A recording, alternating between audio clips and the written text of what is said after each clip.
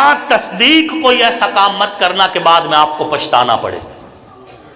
یہی اب جو ابھی پچھلے دنوں کا واقعہ ہوا ہے ثانیہ سیالکوٹ کے حوالے سے، بغیر تصدیق بغیر تحقیق کسی بھی بندے کو آپ جب چاہو گستاخ کو مار دو، جب چاہو اس کو زندہ جلا دو. اسلام اس کی قطعاً اجازت نہیں دیتا. من سب نبیا فاقتلوہ، یہ ریاست کے لیے آئین ہے. ریاست اگر اپنی ذمہ داری نہیں ادا کرے گی تو کل اللہ رسول کے سامنے ریاست مجرم ہوگی. آپ کو قانون ہاتھ میں لینے کی کوئی ضرورت نہیں ہے. آپ اگر کرنا چاہیں ان پہ مقدمہ دائر کریں، ان پہ FIR درج کروائیں. اس کے بعد پولیس اگر ذمہ داری پوری نہیں کرتی، اللہ جانے اور ان کا معاملہ جانے. عدالت اگر ڈنڈی مارتی ہے، اللہ جانے اور جج جانے. تم نے اپنا فرض ادا کر دیا ہے، کبھی بھی قانون اپنے ہاتھ میں مت لو. یہ اسلامی ریاست ہے، اور اس اسلامی ریاست کے اندر جس طرح ایک بندہ مومن کا حق ہے، اسی طرح اسلام نے غیر مسلم اقلیت کے لیے بھی حقوق متعین کیے ہیں. تو غیر مسلم اقلیت کو ایک اسلامی قانون اور آئین اور ریاست جو تحفظ دیتی ہے، اس کا ہمیشہ خیال رکھا کریں.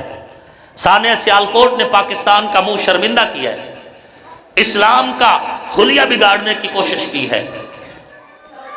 جب تک کوئی ثبوت نہیں ہے، گستاخی ثابت نہیں ہوئی، کسی ایک بندے کے کہنے پہ جی فلاں بندے نے گستاخی کر دی اور مجمع اٹھ کے دوڑ پڑا اور بندہ بھی مار دیا، جلا بھی دیا، قطعاً اسلام کی یہ تعلیمات نہیں ہے. اسلام کا یہ چہرہ نہیں ہے. اسلام کا چہرہ خوبصورت چہرہ ہے. اسلام کا چہرہ یہ چہرہ ہے کہ کافر کی بیٹی بھی آئے تو حضور اس کے سر پہ چادر دیتے ہیں. جناب سمامہ آئے، بندھے ہوئے ہیں اور رسیوں سے جکڑے ہوئے، حضور لائے، فرمایا سمامہ اوپر تو دیکھ. کہنے لگا نہیں دیکھوں گا. فرمایا سمامہ میرا چہرہ دیکھ. کہنے لگا مجھے دنیا میں اگر کسی چہرے سے نفرت ہے تو آپ کے چہرے سے ہے. حضور نے فرمایا سمامہ میرا شہر تو دیکھ. کہنے لگا میں نے روم جیسی سلطنت دیکھی ہے، میں اس کچی بستی کو کیوں دیکھوں. حضور نے فرمایا تیکھے لفظوں میں بولتا ہے، تجھے پتہ ہے میں تیرے ساتھ کیا کروں گا. کہنے لگا آپ سردار ہیں، میں بھی سردار ہوں، سردار سرداروں کو رعایت دیا کرتے ہیں. اگر آپ مجھے چھوڑ دیں تو کوئی کمال نہیں کریں گے. ہر دور میں سردار سرداروں کے لیے رعایت کیا کرتے ہیں. اور اگر آپ مجھے قتل کر دیں، ان تقتل ذات دمن، تو آپ ایسے بندے کو قتل کرو گے جس کا بدلہ لیا جائے گا. حضور کو دھمکی لگا رہے ہیں. صحابہ کرام مچل رہے ہیں کہ آقا اجازت دے ہم اس سے پوچھیں. حضور چپ کر گئے. فرمایا کہ آؤ واپس چلو. سمامہ کو چھوڑا اور حضور واپس چلے گئے. دوسرے دن آئے، پھر اسی طرح سوال جواب. تیسرے دن حضور نے فرمایا اسے لے جاؤ شہر سے باہر، چھوڑ دو. صحابہ سوچ رہے تھے کہ ہمیں اجازت ملے گی ہم اس کا سر قلم کریں گے. حضور نے فرمایا چھوڑ دو. تو صحابہ پھر اپنی مرضی نہیں کیا کرتے تھے.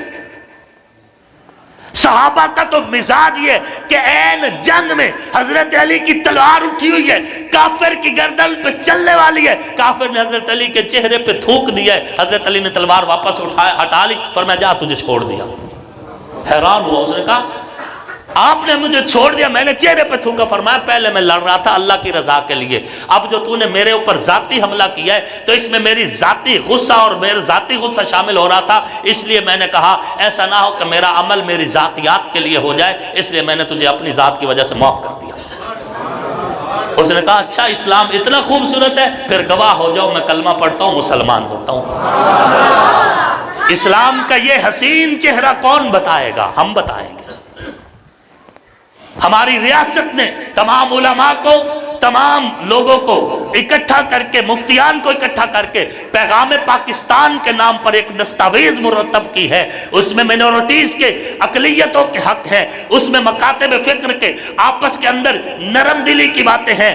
ہم پیغام پاکستان کی سپورٹ بھی کرتے ہیں اور یہ عہد کرتے ہیں کہ اس ملک کے اندر رہ کر ریاست کے آئین اور قانون کے پابند ہو کر ہم اسلام کا وہ چہرہ جو مدنی سرکار لے کے آئے تھے دنیا کو دکھائیں گے تاکہ دنیا متاثر ہو کر اسلام کے دائرے میں داخل ہو. فرمایا جاؤ اسے مدینہ سے باہر چھوڑ دو. جا کے صحابہ نے چھوڑ دیا. صحابہ آ کے حضور کی محفل میں بیٹھے ہیں. کچھ ہی دیر گزرے تھی کہ ایک گھوڑ سوار مدینہ کے باہر سے گھوڑا دوڑاتا دوڑاتا آیا ہے. حضور کے سامنے آ کے گھوڑا کھڑا کیا، نیچے اترا ہے اور آ کے حضور کے قدموں میں بیٹھ گیا ہے۔ جب نقاب اترا تو وہی ثمامہ تھا۔ حضور نے فرمایا ثمامہ ہم نے تو چھوڑ دیا تھا، اب کیوں آیا ہے؟ تڑپ کے کہتا ہے یا رسول اللہ پہلے اپنا بناتے ہو پھر چھوڑ دیتے ہو، میں تو کلمہ پڑھنے کے لیے آیا ہوں، مجھے مسلمان کر دیجئے۔ اسلام کا یہ چہرہ ہے، اسلام کا یہ چہرہ ہے کہ جو کوڑا کرکٹ پھینکے اس کی بھی عیادت کی جائے۔ اسلام کا یہ چہرہ ہے کہ ہمسایہ یہودی بھی ہو، اس کا بیٹا مرتے وقت ہوئے اس کے پاس عیادت کے لیے جائے، کلمے کی دعوت دی جائے۔ ہم انشاءاللہ اسلام کا وہی چہرہ دکھائیں گے جو صرف خوبصورت چہرہ ہے، جو حسین چہرہ ہے انشاءاللہ العزیز۔ اور کبھی بھی کسی موقع پر اگر ایسا اللہ نہ کرے کوئی موقع بنے، آپ کو کوئی آتے آتے آ کے خبر دے کہ جی فلاں جگہ پہ گستاخی ہو گئی ہے، بس پھر بھاگ مت پڑیں، تھوڑی سی تصدیق کر لیں تو ہوئی بھی ہے کہ نہیں ہوئی۔ ہو سکتا ہے کوئی ذاتیات کا فائدہ اٹھانے کے لیے کسی کو گستاخ کہہ رہا ہو، قانون کبھی بھی ہاتھ میں نہ لیجئے، اس فقیر کی صدا یہی ہے۔ اور یہاں اس مجمع کے توسط سے انشاءاللہ العزیز میں اعادہ کرتا ہوں اور یہ بات کہنا چاہوں گا کہ ہمارے اس شور کوٹ شہر کے جتنے بھی ادارے ہیں، محکمہ پولیس ہے، ریونیو ہے، نادرہ ہے، خصوصاً نادرہ والے ہوش کے ناخن لے لیں، نہیں تو ہمیں کوئی مجبوری نہیں ہے، ہم انشاءاللہ ایسا احتجاج کریں گے کہ آپ کا تخت لاہور بھی کانپ اٹھے گا۔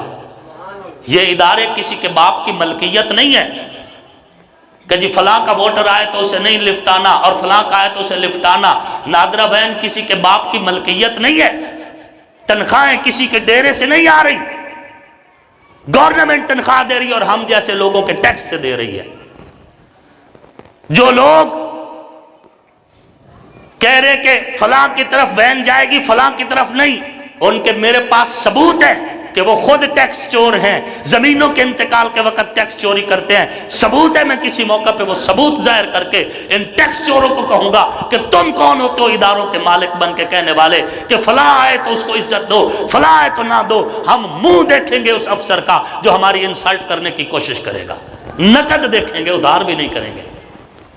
اس لیے محکموں میں بیٹھے افیسر سے میں یہی کہوں گا کہ سیاست کا حصہ نہ بنو، آپ اپنا کام کرو، جو رائٹ ہے جو میرٹ ہے آپ وہ کرو، اور اگر میرٹ سے آپ سیاست کا حصہ بنو گے تو ہم آپ سے سیاست کی زبان میں بولیں گے، ہم اس انداز میں بولیں گے جس انداز میں آپ کی پھر طبیعت درست ہو جائے گی۔ آپ کو محکمہ پولیس، ریونیو یا باپڈا یا دیگر محکموں کے حوالے سے اگر کوئی شکایت ہے آپ ہمیں ضرور بتائیں، ہم انشاءاللہ پوری کوشش کریں گے، پوری کوشش کریں گے۔ اور مجھے ابھی شکایت کر رہے تھے ریڑھی بان، میرے شہر کے ریڑھی بان، دیکھیں میرے سیٹھ اور میرے نواب تو یہی غریب لوگ ہیں نا، تو یہ ریڑھی بانوں کو جو شکایت ہے کہ کبھی کوئی تھانے دار اٹھ کے آ جاتا ہے، کبھی کوئی تھانے دار، جب تک قانونی رائٹ کسی کے پاس نہ ہو، اب اگر آئندہ کوئی تھانے دار ان کی طرف آیا ہم اس کا رد عمل دیں گے۔ ادارے کے لوگ موجود ہیں، وہ میری بات کو نوٹ کریں، افسران بالا تک پہنچائیں، ہم برداشت نہیں کریں گے۔ یہ قتل نہیں ہو سکتا کہ کوئی اس شہر کے غریبوں پہ زیادتی کرے۔ میرے سیٹھ، میرے سردار اور میرے نواب اس شہر کے غریب لوگ ہیں جو میرے جیسے ہیں، اور میں ان کے حقوق کے لیے انشاءاللہ پوری جد و جہد کروں گا۔ اللہ رب العزت آپ کا اور میرا حامی و ناصر ہو۔ اللہ رب العزت آپ سب کو، ہم سب کو قرآن اور سنت والی زندگی نصیب فرمائے۔ وما علینا الا البلاغ المبین۔